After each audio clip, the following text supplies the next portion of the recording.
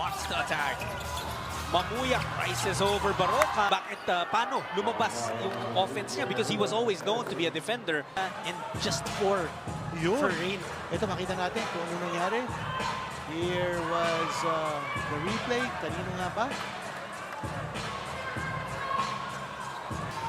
Off of the challenge that Rain or Shine lost. Johnson finally got one in. That's on Chapman. That will be number 3. Chap continuing to complain. Ito, tingnan natin yung nangyari. Ito yung natamaan daw siya sa mukha. There was that contact. Look at it. Oh, that.